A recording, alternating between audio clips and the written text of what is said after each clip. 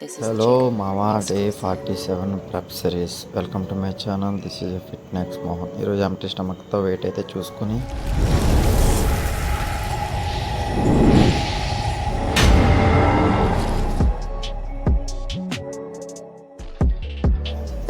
జిమ్కి అయితే వచ్చేసి ఈరోజు వర్కౌట్ వచ్చేసి మండే కాబట్టి చెస్ట్ షోల్డర్ అయితే చేయడం జరిగింది. చెస్ట్ ఒక 4 వేరియేషన్స్ అండ్ షోల్డర్ ఒక 4 వేరియేషన్స్ అయితే చేయడం జరిగింది. ఈరోజు కంటెంట్ ఏంటంటే పెద్ద కంటెంట్ ఏం లేదు. సో మనకి ఈ ఫిబ్రవరి 23 అంటే 23వ తారీఖున బాడీ బిల్డింగ్ కాంపిటీషన్ షో అయితే కండక్ట్ చేశారని మొన్న నేను రివీల్ చేస్తున్నాను. చింతలపూడి గ్రామంలో దిలీప్ కుమార్ అనే అన్నయ్య ఇలా బాడీ బిల్డింగ్ కాంపిటీషన్ అయితే పెట్టడం జరిగింది. సో నేను దానికైతే ప్రాక్టీస్లో అయితే ఉన్నాను. సో మీ అందరికీ నేను మళ్ళీ ఎందుకు చెప్తున్నానంటే మేమందరం కూడా బాడీ బిల్డింగ్ అనేది ఎందుకు చేస్తున్నాం అంటే ఒక గోల్, ఒక డ్రీమ్, అంటే మంచి బాడీ బిల్డర్ రావాలని ఒక డ్రీమ్, దాని ద్వారా మాకు ఒక మంచి జాబులు అయితే రావాలని. సో దానికోసం ఎంత కష్టపడుతున్నామో అంతకంటే మీ ప్రోత్సాహం మాకు కావాలి, మీ సపోర్ట్ మాకు కావాలి. సో మీ సపోర్ట్ కోసం ఇన్నిసార్లు మేము చెప్పేది ఎందుకంటే సపోర్ట్ కోసమే. మీ సపోర్ట్ మాకు ఇస్తే మేము ఎక్కడే కాదు ఇండియా తరపున ఏషియన్ షోలు కూడా ఆడడానికి మేము ప్రాక్టీస్ అవుతున్నాం.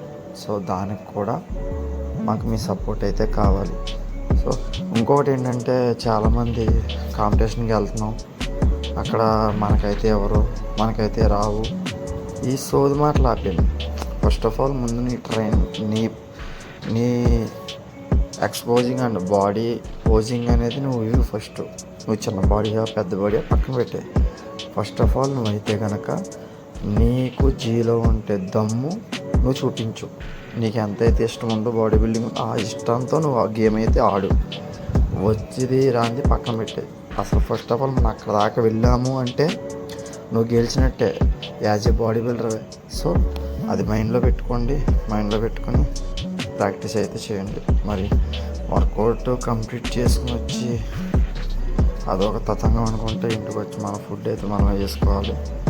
సో నా ఫుడ్ అయితే నేనే ప్రిపేర్ చేసుకుంటున్నాను. Chicken rice 140 grams rice, 150 grams chicken and 2 whole eggs omelette అయితే చేసుకుని ఇలా అయితే మనం ప్రిపేర్ చేసుకున్నాం. కేరా ఒక 100 గ్రామ్స్ అయితే తీసుకోవటం జరిగింది. వెజ్ చేసి ఎంత అయితే తీసుకుంటాం అంత చాలా మంచిది. సో మనం డిన్నర్ అయితే కంప్లీట్ చేసుకొని ఇలా అయితే వాకింగ్ అనేది చేయటం జరిగింది. ఎందుకంటే మనం తిన్న తర్వాత ఎంతో ఎంటీ స్టమక్తోనే ఉండాలి, అంతలా మీరు వాక్ చేయాలి. సో నేను మార్నింగ్ ఒక 1 అవర్, ఈవినింగ్ ఒక 1 అవర్ అయితే కంపల్సరీ వాక్ అనేది చేస్తాం. వాక్ చేయటం వల్ల ఏమవుతుందంటే మనం ఇంకా మజిల్ అనేది చాలా మంచిగా అయితే కనపడుతుంది. సో ఇలా అయితే మనం వాకింగ్ అనేది కంప్లీట్ చేసుకోవడం జరిగింది. సో మరిన్ని వీడియోస్ కోసం, మరింత సమాచారం కోసం నా ఛానల్ మీరు